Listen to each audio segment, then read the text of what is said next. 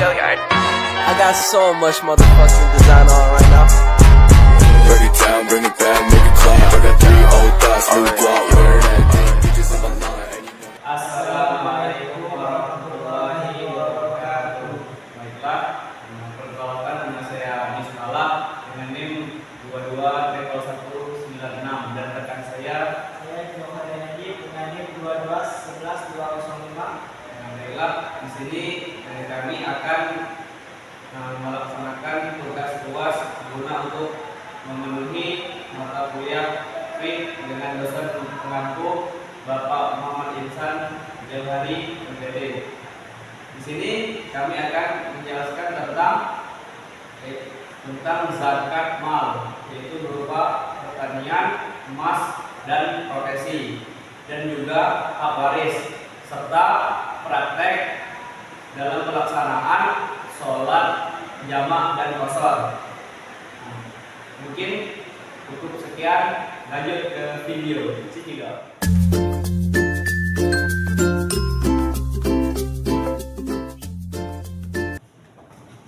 Baiklah, di sini saya akan menjelaskan tentang zakat hasil pertanian. Nah, langsung saja ke contohnya. Nah, contoh di sini si A memiliki lahan sawah dengan luas 2 hektar. Pada saat pengairan, si A ini menggunakan metode pengairan irigasi.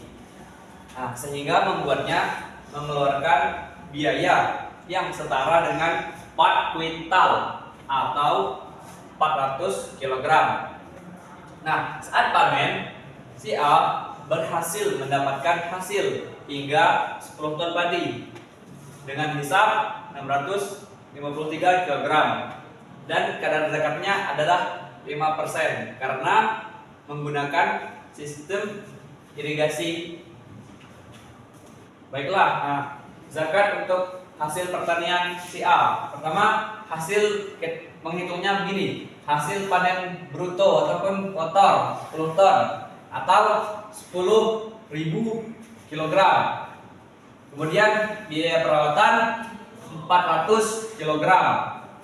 Nah, kemudian panen neto bersih yakni 10.000 dikurang dengan 400. Jawabannya adalah 9.600. Nah, kemudian zakatnya adalah kadar zakatnya adalah 5%. Berarti 9.600 dikali dengan 5%. Hasilnya adalah 480 kg. Jadi pengeluaran zakat yang diwajibkan untuk si A dalam pertanian adalah 480 kg. Mungkin cukup sekian.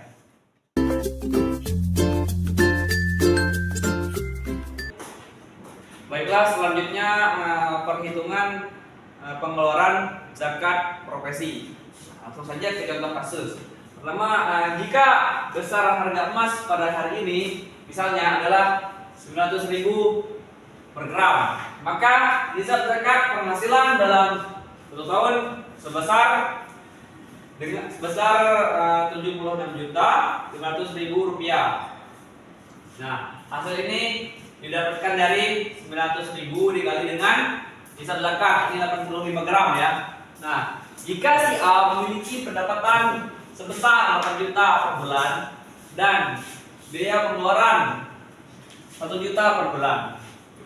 Nah, berapakah zakat yang harus dikeluarkan si A? Nah, kadar zakat di sini yakni 2,5%. Ini sudah mencapai 1 haul ya, ini 1 tahun. Nah, untuk pengeluarannya ataupun perhitungannya seperti ini. Pertama, gaji kotor. Gaji kotor adalah penghasilan si A per bulan, yakni 8 juta. Kemudian pengeluaran ini maksudnya adalah pengeluarannya seperti uang bensin, makanan, pulsa dan lain-lain. Karena di sini masih hidup sendiri, belum berkeluarga. Nah, gaji bersih hasilnya yaitu gaji kotor dikurangi dengan pengeluaran 8 juta dikurang 1 juta.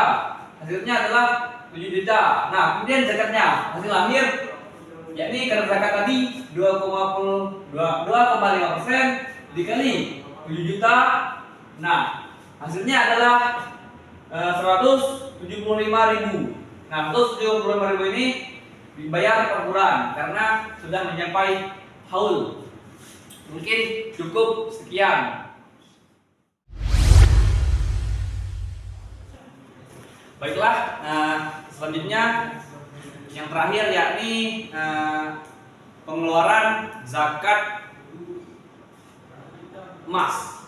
Nah, langsung saja ke contoh kasus. Nah, zakat emas, contoh kasus. Nah, si A selama 1 tahun penuh ya, 1 tahun memiliki emas yang tersimpan sebanyak 100 gram. Nah, haul kalau nisabnya kan 85 gram, jadi 100 gram berarti sudah mencapai nisab. Jadi wajib zakat. Nah, sehingga si A ini diwajibkan untuk zakat. Nah, jika harga emas pada saat ini misalnya 622.000 per gram, maka emas tersebut senilai 62.200.000 dengan nisab 85 gram. Kadarnya adalah 2,5%. Nah, bagaimana penghitungan pengeluaran zakat emas? Nah, untuk jawabannya seperti ini. Pertama, kita ambil kadarnya sebesar 2,5% dikali dengan 62.200.000. Hasilnya adalah 1.550.000. Nah, 1.550.000 ini dibayar per tahun. Nah, mungkin cukup sekian pembahasan mengenai zakat dari saya.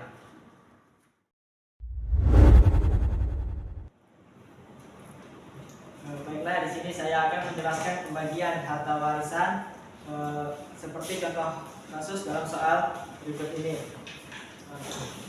Nah, yang pertama-tama dalam soal tersebut seorang suami yang meninggal dengan ahli warisnya yang terdiri dari ayah, ibu, istri, 2 orang anak laki-laki dan 1 anak perempuan. Harta kekayaan seorang suami tersebut ialah 255 juta dengan beban hutang yang dimilikinya sebesar 13 juta dan biaya perawatan jenazah sebesar 2 juta. Sehingga diketahui yang pertama yaitu harta kekayaannya 255 juta, hutangnya 13 juta dan biaya perawatan 2 juta rupiah. Sehingga yang perlu kita cari pertama di sini yaitu harta kekayaan bersih yang dimiliki oleh seorang suami tersebut dengan cara pertama menghitung harta kekayaan yang dimilikinya dikurangi dengan beban hutang yang dimiliki dan biaya perawatan sehingga dapatlah harta bersih kekayaannya yaitu 240 juta. Di sini saya akan menggunakan 2 cara. Yang cara pertama itu dengan menentukan nilai bulat dalam pembagian warisan tersebut. Yang pertama yaitu ada ayah, ibu, istri. Seorang ayah akan mendapatkan bagian 1/6 dari harta kekayaan, ibu mendapatkan 1/6 bagian dan seorang istri mendapatkan 1/8 bagian. Sedangkan untuk seorang anak akan mendapatkan sisa dari hasil kekayaan Zulfaraid. Baiklah, untuk anak laki-laki itu mendapatkan bagian warisan 2 kali lipat dari anak perempuan. Di sini yang pertama kali ditemukan ialah KPK-nya dari 6 dan 8. KPK dari 6 dan 8 yaitu ialah 24. Kemudian di sini sehingga ditemukanlah itu nilai bulat 1. Untuk menentukannya dari KPK tadi dibagi dengan bagian dari masing-masing tersebut. Yang pertama yaitu 24 dibagi dengan 6 sehingga dapatlah hasil 4. Seorang ibu pun sama dan seorang istri 24 dibagi 8 sehingga dapatlah 3. Untuk nilai bulat 1 untuk bagian anak yaitu jumlah dari warisan Zulfaraid ini dikurangi dengan nilai KPK tadi yaitu sehingga dapatlah 24 dikurang jumlah dari 3 ini 11.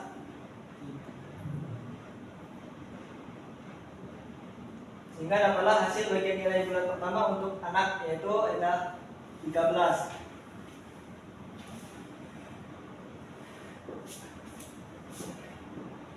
Kemudian yang kedua yaitu nilai bulat kedua. Untuk menentukan nilai bulat yang kedua dari bagian yang mendapat warisan, yaitu dengan menjumlahkan bagian yang didapat oleh anak-anaknya. Di sini anak laki-laki mendapat 2 bagian, karena ada 2 sehingga 4, dan anak perempuan 1. Hasil dari bagian anak ini dikalikan dengan nilai bulat pertama tadi, yaitu 5 dikali 4 untuk bagian ayah mendapatkan nilai bulat 20, untuk ibu 20, dan untuk istrinya 15.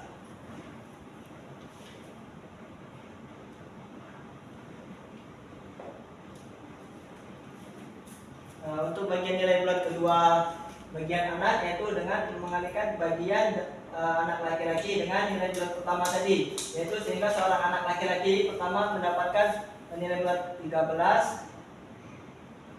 Maaf, 2 dikali 13 sama dengan 26, dan anak perempuan mendapatkan nilai bulat 13. Nama itu Pak? Dari tiap-tiap ahli waris, yang yaitu dengan mengkalikan bagian nilai bulat tersebut dengan hasil dari bagian anak dikali dengan nilai KPK tadi 24 dikali 5, sehingga dapatlah hasilnya 120. Kemudian dari harta harta kekayaan bersih yang ditinggalkan yaitu 240 juta dibagi dengan hasil nilai KPK dengan bagian anak, yaitu 120 tadi, sehingga dapatlah hasilnya 2 juta. Kemudian 2 juta ini dikalikan dengan nilai bulat kedua atau bagian dari masing-masing yang mendapatkan warisan.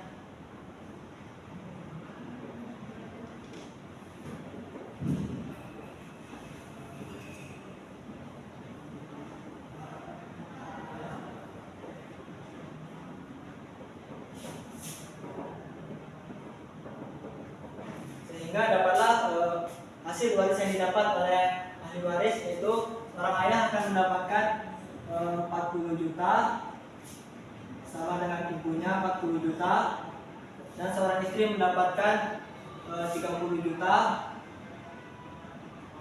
Anak laki-laki pertama mendapatkan 52 juta dengan anak laki-laki kedua, dan seorang anak perempuan akan mendapatkan 26 juta.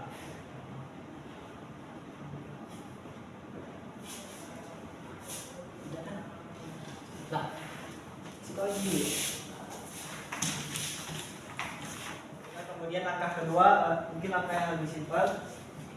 Di sini langsung saja pembagian untuk bagian warisan untuk ayah, yaitu 1/6, ibu 1/6 bagian, dan istri 1/8 bagian. Langsung saja dikalikan dengan harta bersih yang ditinggalkan.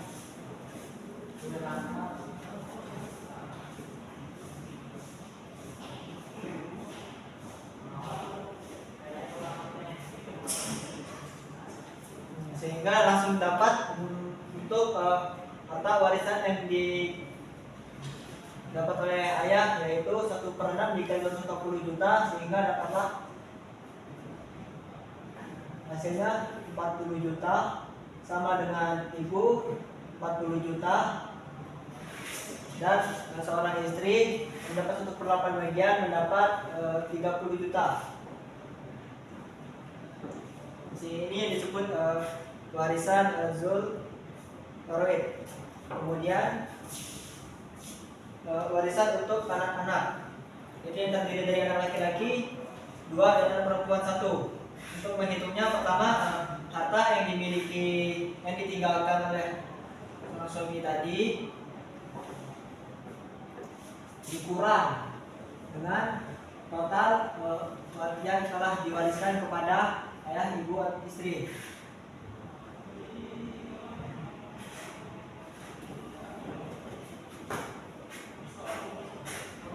Sehingga dapatlah untuk waris asabah yaitu 130 juta. Untuk pembagian warisan kepada anak laki-laki ini mendapatkan 2 kali lipat dari bagian perempuan, sehingga dapatlah rumus pertama itu bagian anak laki-laki dibagi dengan bagian anak laki-laki pertama, bagian anak laki-laki kedua, dan bagian anak perempuan, sehingga dapat rumus bagian anak laki-laki dibagi dengan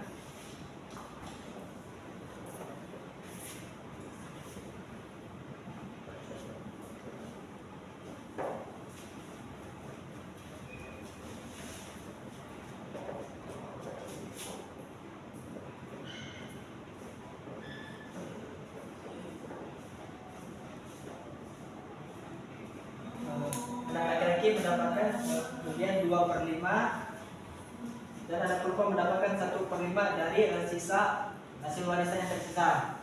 2/5 ini dikalikan hasil warisan harta yang tersisa yaitu 130 juta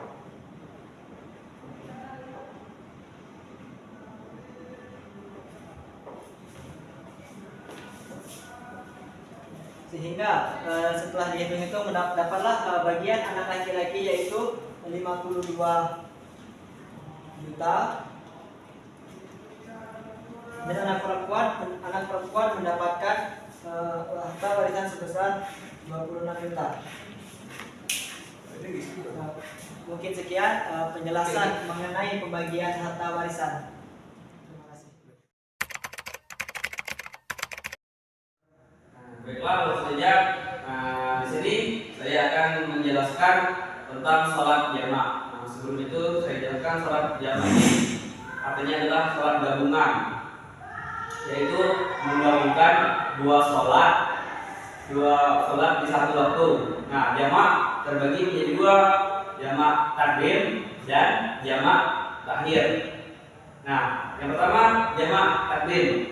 Jamak takdim ini contohnya sholat zuhur dan asar dikerjakan di waktu zuhur. Nah, niatnya usolli fardhu zuhri arba'a raka'atin ma'al asri majmu'an lillahi ta'ala. Nah, kemudian ada juga jamak takhir yaitu sholat zuhur dan asar dikerjakan di waktu asar 4 rakaat juga. Niatnya usolli fardhu asri arba'a raka'atin majmu'an bil zuhri jamak takhir adaan lillahi ta'ala.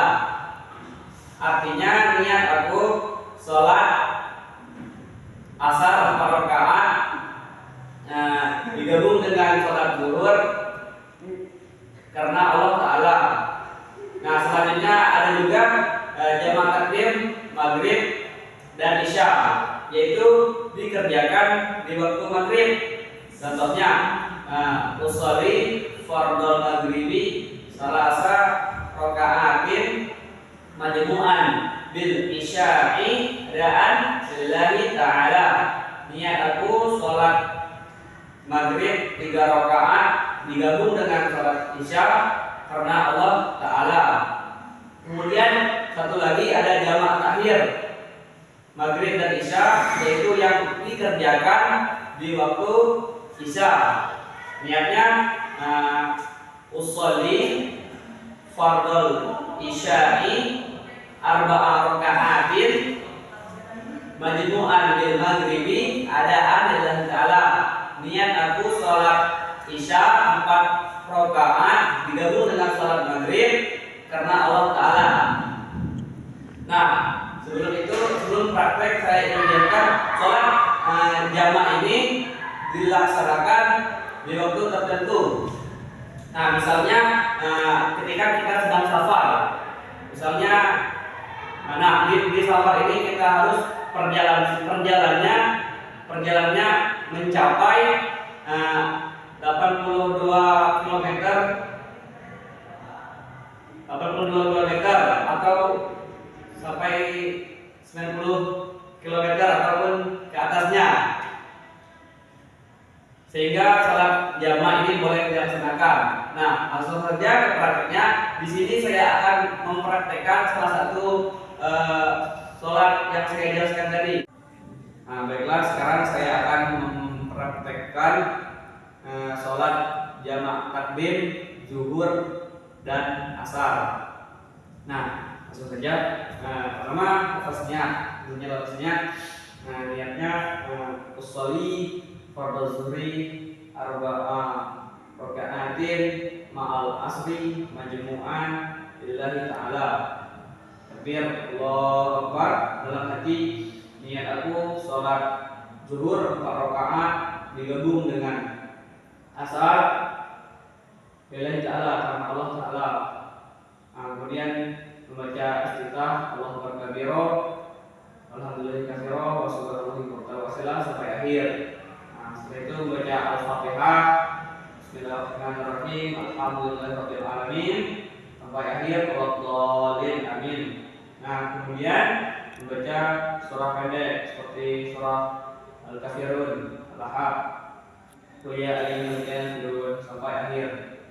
Lakum dinukum waliyadin. Kemudian takbir Allahu Akbar, bacaan subhana rabbiyal azim wa bihamdihi 3 kali. Kemudian tidak sami Allahu liman hamidah, Rabbana wa lakal hamdu. Kemudian sujud Allahu Akbar, subhana rabbiyal azim wa bihamdihi 3 kali. Kemudian duduk di antara dua sujud. Rabbil firli warhamni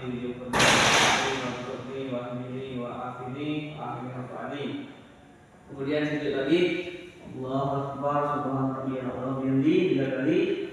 Kemudian berdiri lagi Allahu Akbar, membaca Al-Fatihah sampai akhir, Walladzin amin. Kemudian juga membaca surah pendek Al-Ikhlas, yang lainnya Qul huwallahu ahad sampai akhir. Lanjut ruku Allahu Akbar, subhana rabbiyal azim wa bihamdihi 3 kali.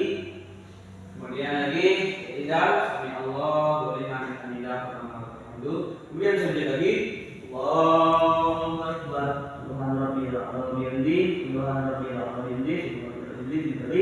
Kemudian duduk antara sujud Allahu Akbar, Bismillah warahmatullahi wabarakatuh, warahmatullahi wabarakatuh, warahmatullahi. Kemudian sujud lagi Allahu Akbar, subhana rabbiyal azim wa bihamdihi, subhana rabbiyal azim wa bihamdihi, subhana rabbiyal azim wa bihamdihi. Kemudian lagi duduk tasyahud awal. At-tahiyatul mubarakatuh, shalawatut thayyibatun lillah. Assalamualaikum warahmatullahi wabarakatuh. Assalamualaikum warahmatullahi wabarakatuh. Asyhadu an la ilaha illallah wa asyhadu anna Muhammadar Rasulullah. Allahumma shalli ala Muhammad. Kemudian duduk lagi Allahu Akbar, Al-Fatihah.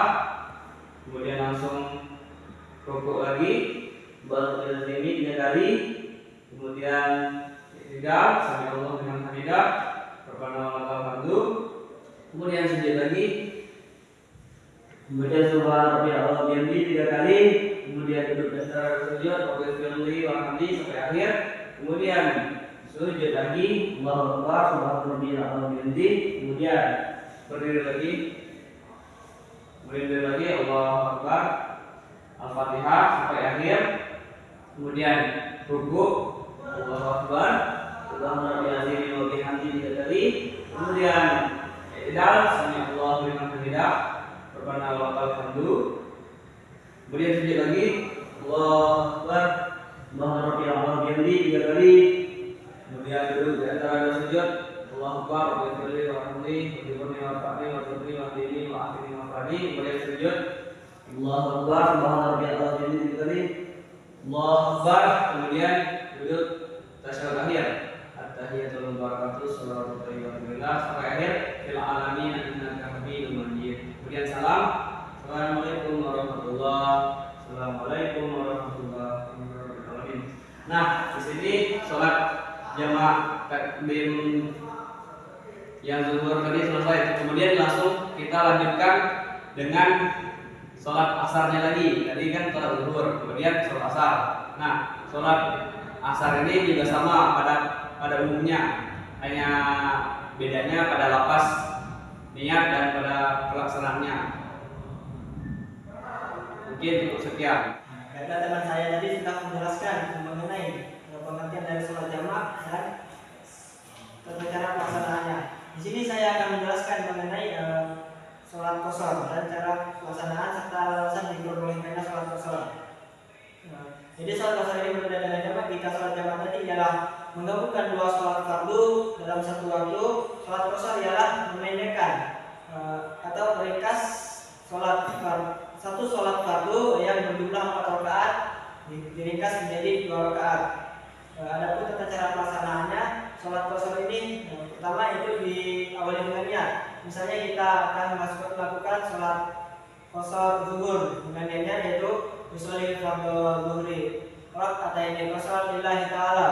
Artinya aku niat sholat fardu zuhur 2 rakaat qashar karena Allah Ta'ala. Kemudian takbir Allahu Akbar, sama seperti sholat fardu pada umumnya ya, yaitu dengan membaca iftitah, al-fatihah, surat-surat pendek, dan kemudian lanjutkan selesai hingga 2 rakaat sampai 2 rakaat saja.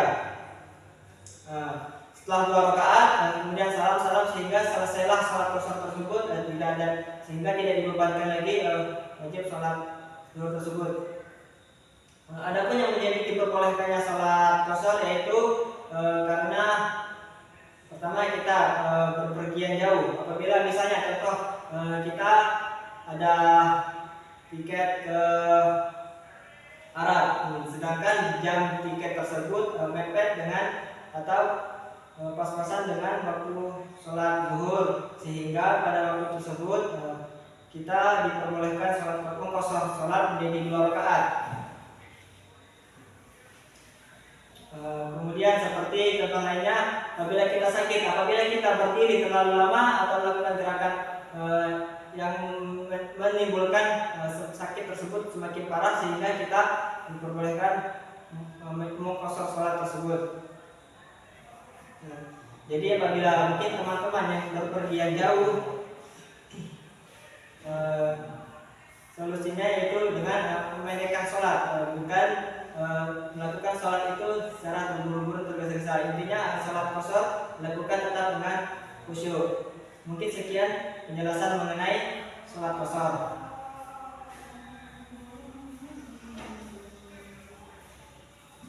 Baiklah, mungkin sekian pemaparan materi kami mengenai pembagian zakat, warisan, dan sholat jamaah dan sholat qashar.